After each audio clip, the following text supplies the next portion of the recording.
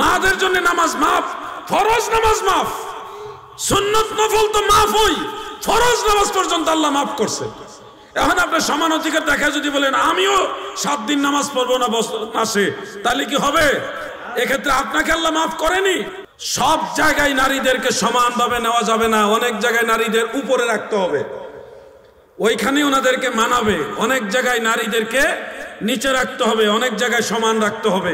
যেখানে ওনাদের স্যাটিসফাইড, ওনাদের জন্য সম্মানের জায়গা, ওইখানেই রাখতে হবে।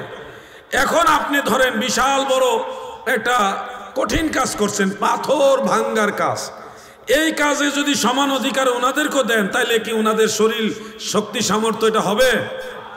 অথবা ধরেন বৈজ্ঞানিক সুযোগ সুবিধা দিয়ে হোক বা যেভাবে হোক, আপনি যদি মেয়েদের মতো একটা মায়ের মতো সন্তান গর্ভে ধারণ করতে চান, হবে? হবে না। এখানে সিস্টেমটাই আলাদা।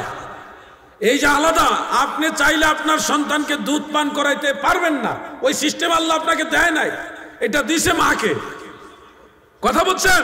এটা আল্লাহ দিছে মাকে, আপনাকে দেয় নাই। এই ডিস্টেন্সগুলি, পার্থক্যগুলি, ডিফারেন্সগুলি আপনাকে বুঝতে হবে। সব জায়গায় সমান অধিকার দিলে হবে না। ভাই আমার, বন্ধুরা আমার, একজন মা প্রত্যেক মাসে নির্দিষ্ট একটা সময় কষ্ট করে থাকেন, ওই কষ্টটা আল্লাহ আপনাকে দেয় নাই। কথা বুঝতেছেন? কিন্তু এদিকে মাদেরকে কষ্টের কারণে ওই দিন, ওই 7 দিন হোক 6 দিন হোক, পুরা টাইমটাই নামাজ মাফ করে দিছে। আপনি কিন্তু নামাজ মাফ পাবেন না। মাদের জন্য নামাজ মাফ, ফরজ নামাজ মাফ, সুন্নত নফল তো মাফ হই, ফরজ নামাজ পর্যন্ত আল্লাহ মাফ করছে। এখন আপনার সমান অধিকার দেখা যদি বলেন আমিও 7 দিন নামাজ পড়বো না মাসে, তাহলে কি হবে? এক্ষেত্রে আপনাকে আল্লাহ মাফ করেনি। অনেকে অক্ষমতাবশত চেয়ারে বসে মসজিদে বা বাসায় নামাজ আদায় করেন। এক্ষেত্রে মসজিদে চেয়ারে বসে নামাজ আদায় যুক্তিসঙ্গত কিনা, কোরআন হাদিসের আলোকে করণীয় কি বলুন? অক্ষমতাবশত যেহেতু শব্দটা এসছে, সেহেতু যারা অক্ষম, নামাজে দাঁড়িয়ে নামাজ পড়তে সক্ষম না, তাদের জন্য চেয়ারে বসে নামাজ পড়া জায়েজ আছে।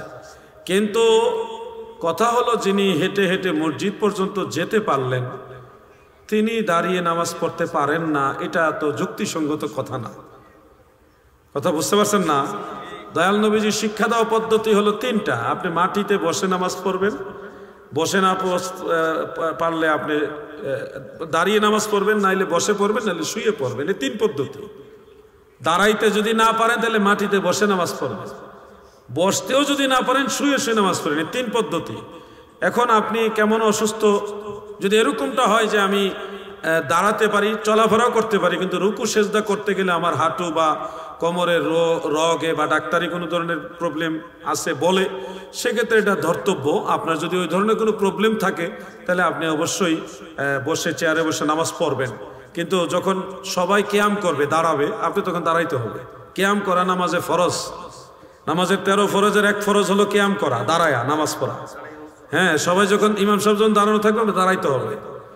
ইমাম সাহেব যখন রুকু করবে, আপনি চেয়ারে বসে ইশারায় রুকু করবেন। ইমাম সাহেব যখন সেজদা করবে, তখন আপনি চেয়ারে বসে ইশারায় সেজদা দিবেন, যদি আপনার ওই ধরনের মারাত্মক কোনো প্রবলেম থাকে। কিন্তু আপনি মসজিদে যেহেতু দাঁড়ায় দাঁড়ায় যেতে পেরেছেন, সেহেতু আপনাকে অবশ্যই নামাজে দাঁড়িয়ে নামাজ পড়তে হবে। রুকু সেজদা করলে কোমরে বা রোগে বা কোনো ধরনের যদি এরকম রোগ থাকে, অসুবিধা থাকে, তাহলে আপনি রুকু সেজদাগুলি ইমামের সাথে চেয়ারে বসে ইঙ্গিতে ইশারায় করতে পারবেন। তবে আমার মনে হয় অধিকাংশ ভাইয়েরাই ধোঁকা দেওয়ার চেষ্টা করে। সামান্য একটু অসুবিধা, যেটা সাধারণত উনি চাইলে বসে নামাজ পড়তে পারেন, একটু সামান্য একটু ব্যথা লাগছে, ওই চেয়ার নিয়ে বসে গেছে। ভাই, আপনি এত কষ্ট করে মসজিদে গেলেন, নামাজ পড়লেন, দেখা গেছে দাঁড়িয়ে নামাজ পড়ার সক্ষমতা থাকা সত্ত্বেও আপনি চেয়ারে বসে নামাজ পড়ছেন। আপনি এই 80 বছরও যদি এভাবে নামাজ পড়েন, কোনো নামাজই আল্লাহর কাছে কবুল হবে না। তাহলে আপনার এত কষ্ট করে নামাজ পড়ে তো লাভ হইল না, আপনার তো সবই ফাউ যাইতেছে। তো কষ্ট করে নামাজই যেহেতু পড়ছেন, দাঁড়ায় পড়েন। চেয়ার দরকার কি? মাটিতে বসে আল্লাহর কাছে কাইন্দা দেন, আল্লাহ আমার দাঁড়ায় নামাজ পড়ার সুযোগ দেন। দেখবেন আল্লাহ আপনার দোয়া কবুল করে ফেলছে, আপনাকে সুস্থ বানাই দিবে আল্লাহ। আল্লাহ পারে কিনা বলেন?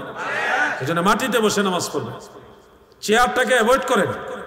হ্যাঁ, কোথাও ট্রেনে যাচ্ছেন, প্লেনে যাচ্ছেন, বাসে যাচ্ছেন, সেখানে নামাজ মসজিদে বা কোথাও পড়ার সুযোগ নাই, সেক্ষেত্রে আপনি ওই সিটের মধ্যে বসে নামাজ পড়ে নেবেন, এটা হলো ওই সময়ের জন্য জায়েজ, কিন্তু এটা সব সময়ের জন্য আপনার জায়েজ না।